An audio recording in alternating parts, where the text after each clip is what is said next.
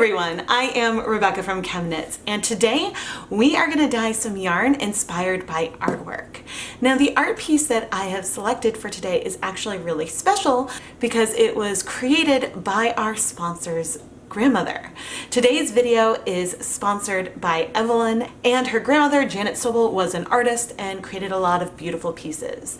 There were a few that really stood out to me in terms of yarn, but then there is this one that has this pastel floral base with these darker lines drawing figurines that you can really see over this pastel background. And so this really called to me to create a beautiful variegated pastel base with some darker speckles and splotches. And so that's my plan. Evelyn, thank you for sponsoring today's episode of Dyepot Weekly, and let's go start dyeing. Today we are going to dye 200 grams of Knit Pick Stroll fingering weight yarn. This yarn is 75% superwash merino, 25% nylon, and I dye it all the time. I have added on some reusable nylon zip ties to the yarn as extra ties. It also makes it easier to flip the yarn when we're dyeing a low immersion in a steam pan. If you'd like to learn more about any of the yarn or tools and equipment that I use in my videos, I have affiliate links down in the video description. I have also now included some links to some of the equipment I use for filming, like my camera and tripod and webcams, because I've had some questions about that recently. So you can find that there as well. Now I want to mix our pastel colors. I have here a little bit of some Jacquard Aztec Gold, adding some drops of that. Here is a 1% stock solution of Jacquard Brilliant Blue, adding a little bit, since there's a lot of variation in the hue of the colors we see, I am okay shifting. I'm okay if I can't easily replicate each of these colors very easily. I'm adding a little more blue to make it a little more teal. I have an unspecified green, which does not seem to be that concentrated.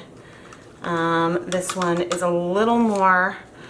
I'm going to add a little bit of, this is some Jacquard Bright Yellow to shift that. I want a tiny bit of some pale yellow.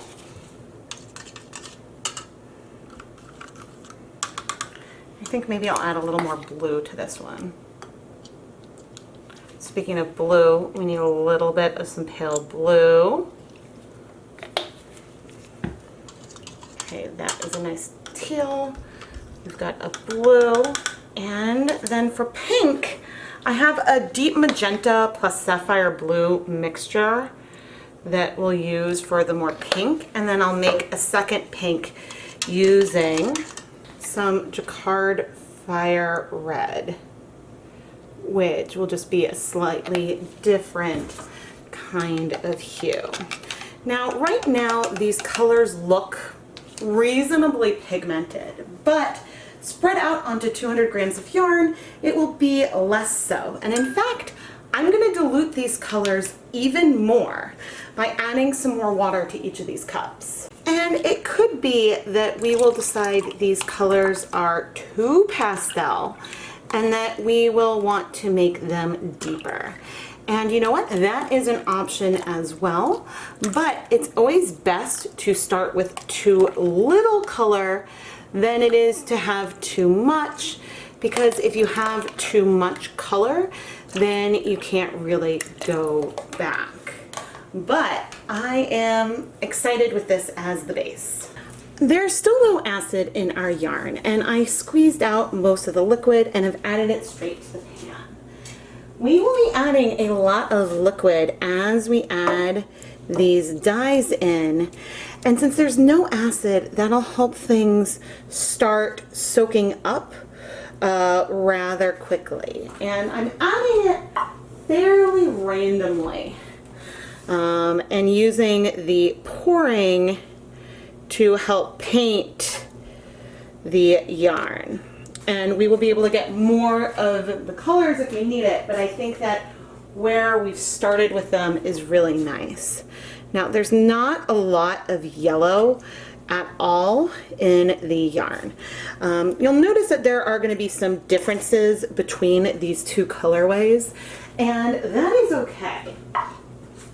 So we're soaking in these colors.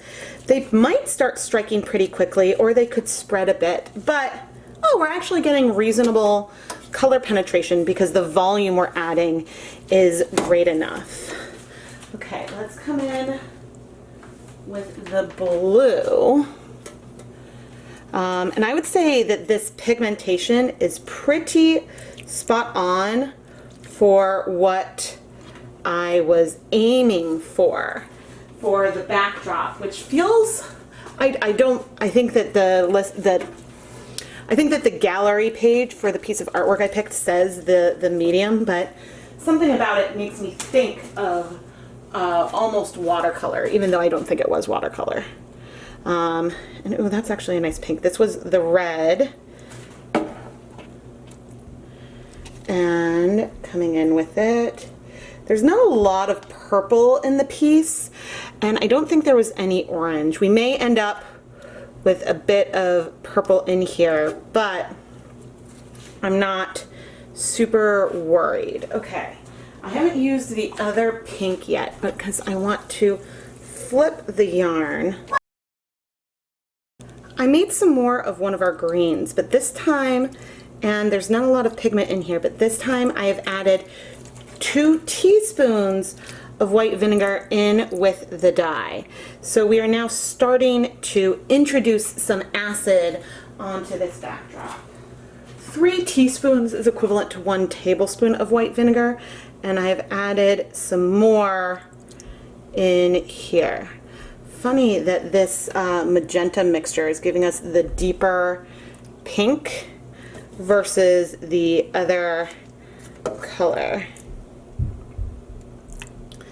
But adding this in, gosh, and then maybe I'll do, I think that that's probably good enough. I'm going to do a little bit more blue, which is also added with the acid, and I'm doing that on some of the more yellow patches in particular to bring us a bit more of the green and teal. But I have to say, I'm feeling satisfied with this.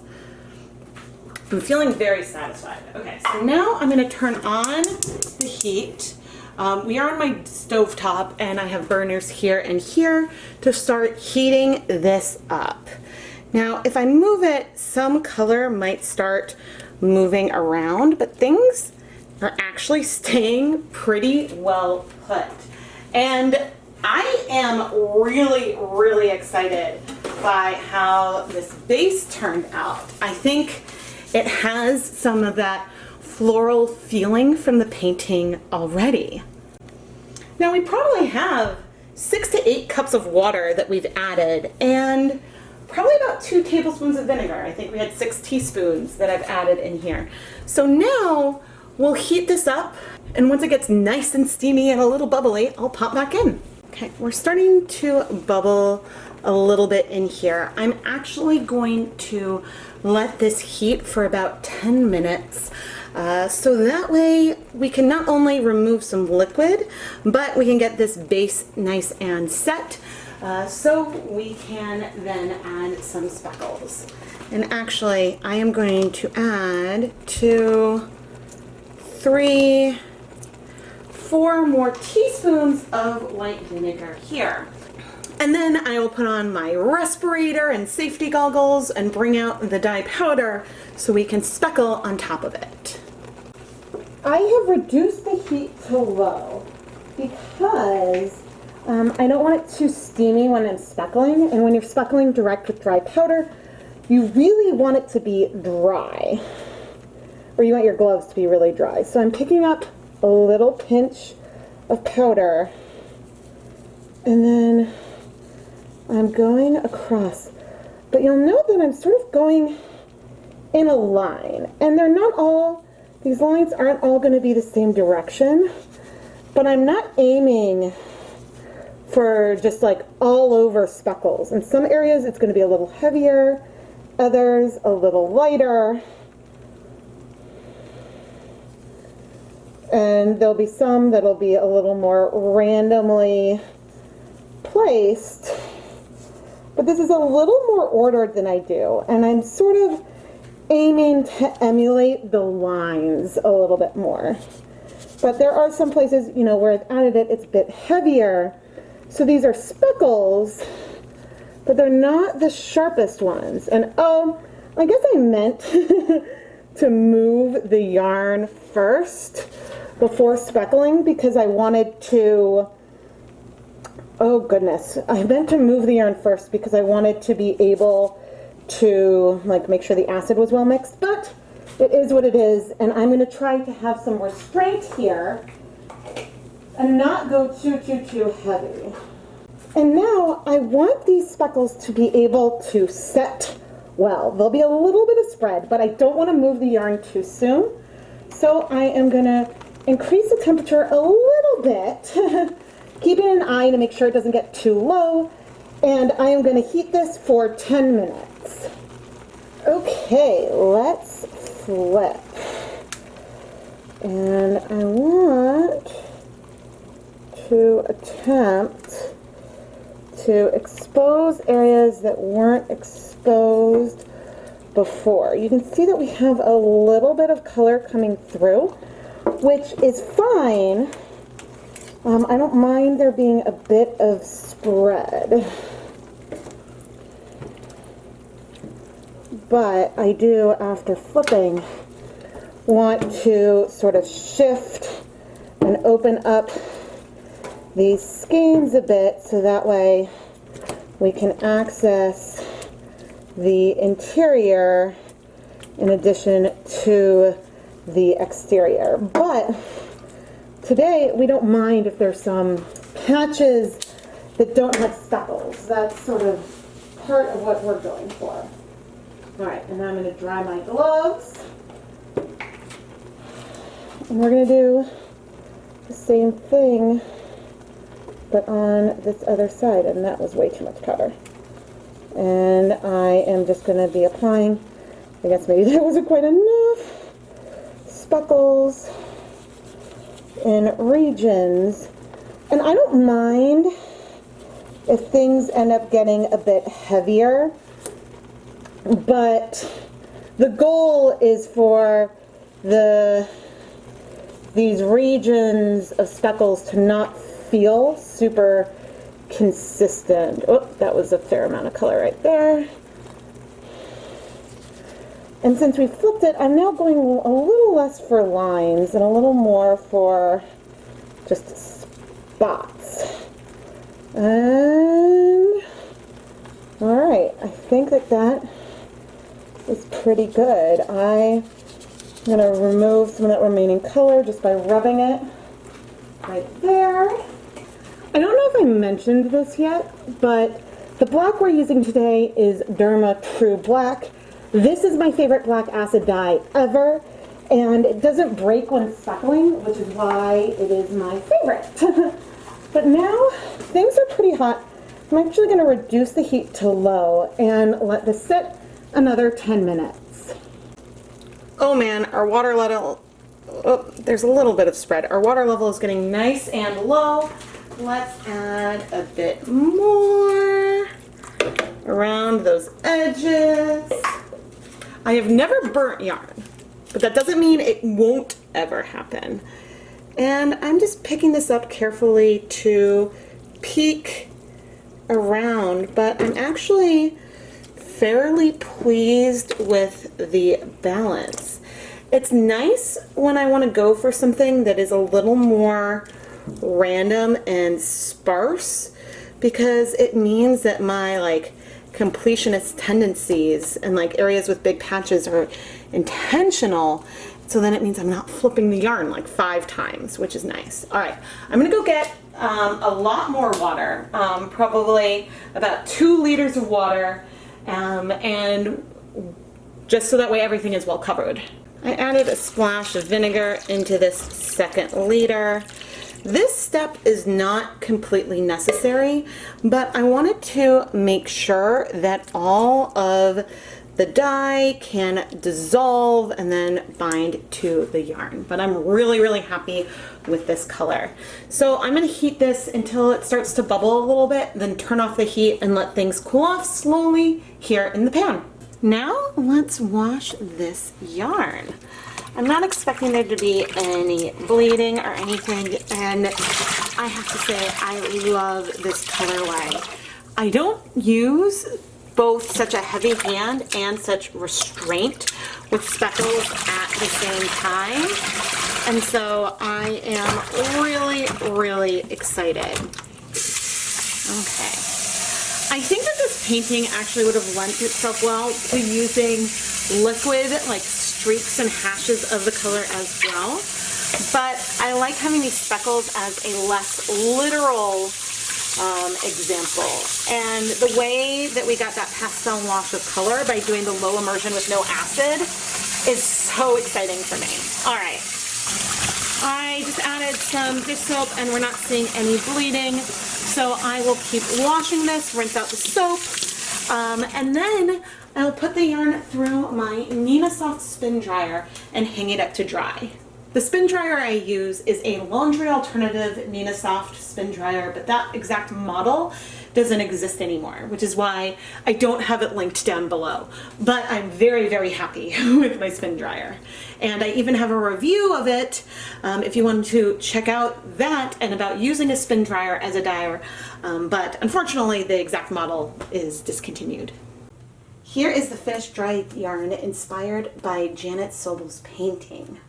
The pastels with these speckles representing the brush strokes is a lot of fun.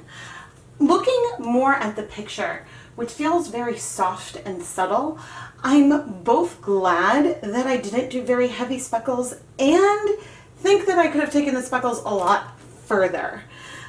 So it just goes to show that there are many ideas that you can have looking at one painting or one inspiration photo, which I think the ChemKnits Dye-Along series, where each month I pick a new inspiration photo and then dye yarn inspired by that, really does show. I am thrilled with how the creation of the pastel base really went and the coverage we got without adding too much pigment. I think I need to try dyeing the yarn in a variegated way and then adding acid after more, which is something I've been saying a lot lately, to be honest. I really like how twisted up the pastel background colors kind of flow together, and I think it really does fit my inspiration. Evelyn, thank you so much for sponsoring this episode of Dyepot Weekly. I had a lot of fun going through the gallery of your grandmother's paintings, and there are a couple that really stood out to me when I started thinking about yarn colorways, and I absolutely love what I created here, and I feel like it feels so familiar but also is quite different from a lot of the kinds of colorways I usually dye, and so I'm just really excited. Most of the yarn that I dye in these videos ends up going into my Etsy shop, and so you can check it out for over 100 skeins of beautiful hand-dyed yarn using a variety of dye types and techniques just like my videos. Please make sure that you are subscribed to the ChemKnits Tutorials YouTube channel, and while you're at it, give this video a like and make sure your notifications are turned on so you never miss a new video. I always publish at least 2 videos every single week, and you don't want to miss a thing. I am Rebecca from ChemKnits, and I think I most often go for bright or really, really deep saturated colors. Pastels aren't something I do with intent a lot. Yes, I sometimes get some gorgeous pastel tonals from Leave No Dye Behinds and as yarn mops, but I rarely go after them with the pastel being the goal and the intent. And this is something I absolutely want to challenge myself to play with more. Thank you so much for watching, everyone.